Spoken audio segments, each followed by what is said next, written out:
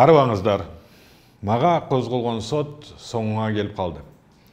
Сөз жарыш эртең саат 9-дан 12-ге чейин. Сот ачык, баары катыша алат. Мага кандай өкүм сураганын прокурор айтат. Сот өкүм балким эртең чыгат, балким кийинкиге жылат.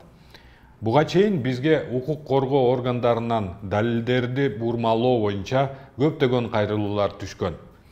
Бирок биз убакыттын, мүмкүнчүлүктүн тартыштыгынан аларды иликтебедик. Ошентсе да бизге мунун баары сабак. Мындай иштерди ичинен аралашууга мүмкүнчүлүк болуп, иликтөө жүргүзүүгө шыктандырып коюшту. Иштин жогору жактан буйрутма экенин соттун жүрүшүндө далилдедик.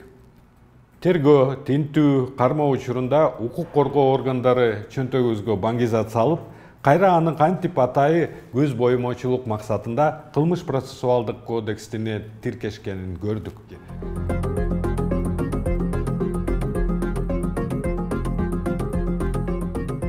Ошол эле криминалисттер атайын видеосъемканы тинтүүнү башынан баштап тарткан жок.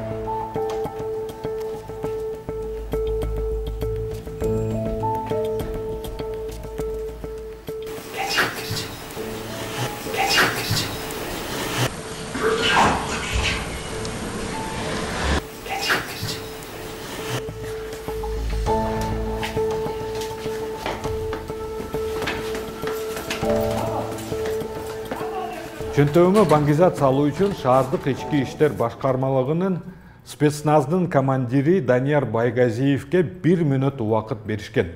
ШИИП кызматкерлери биздин иш бөлмөсүндөгү видео көзөмөлдүк тасмаларды атайын жок кылышкан. Тергөөчүлөр өздөрү жана спецназдын кызматкерлери сотто сурактан качуу үчүн колдорунан келишинче далбасташты. Тергөө тарабынан кетирилген мыйзам бузуулар ушунчалык ачык көрүнүп тургандыктан прокуратура бул фактылар боюнча ишти эбак сотко өткөрбөй жаап салышы керек болчу. Документтери жасалмоо беренелерди боюнча эч кандай далил жогун сот жүрүшүндө да көрсөттүк. Анын үстүнө паспорт алуу үчүн тапшырылар анкета жасалма болуп чыкты. Ал эми мени жасап койду делген жасалма документтердин номерлери ошол жерге кыстарылган.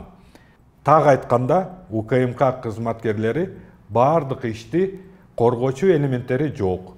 Катардагы канцелярлык кагазга басылган жасалма анкетанын негизинде ойлоп табышты. Ар бир көз карандысыз, адилеттүү сот гана иштин баары жалган жана мени соттой турган эч нерсе жок деп чечет.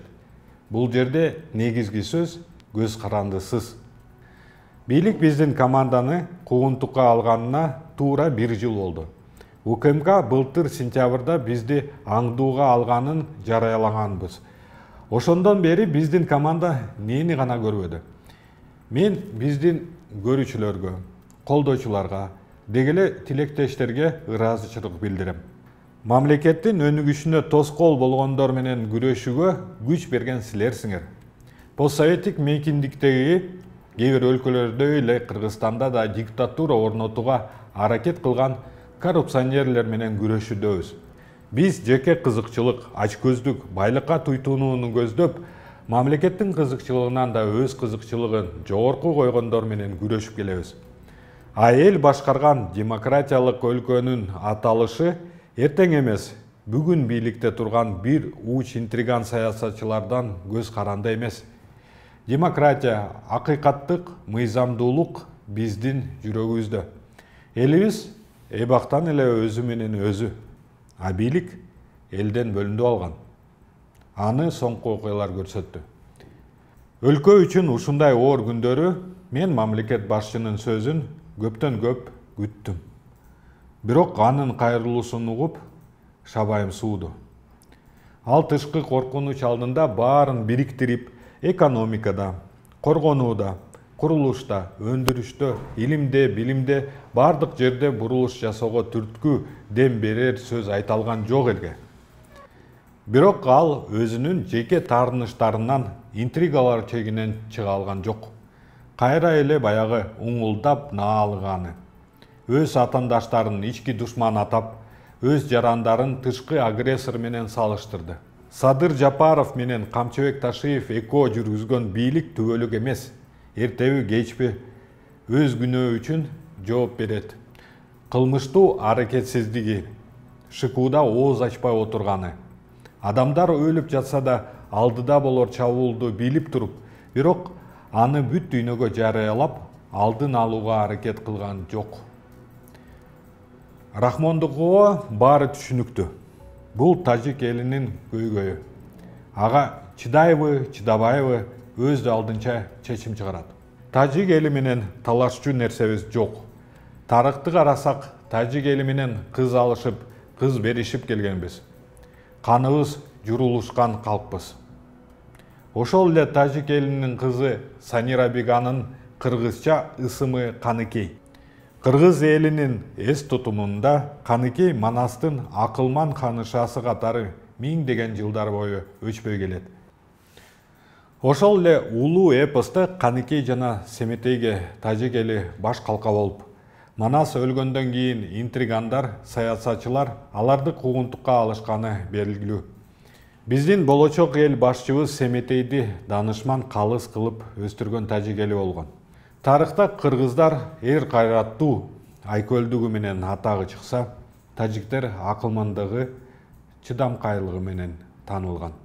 Манас эпосундагы ошол эле интриган саясатчылар Абике Көбөшкө окшоп элди араздаштырып, өз жарандарын куугунтукка учуратууга аракет кылгандар бар.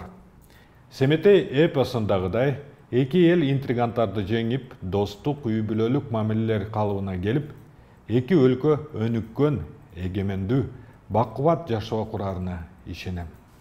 Ал эми диктаторлук дымактагы башкаруучулар турганда чыр-чатактар, кан төгүлөр улана бериши мүмкүн. Мен эч качан тажик элин күнөөлөгөн эмесмин. Саясатчыларды күнөөлөйм. Эмомали Рахмон ансыз деле диктатор.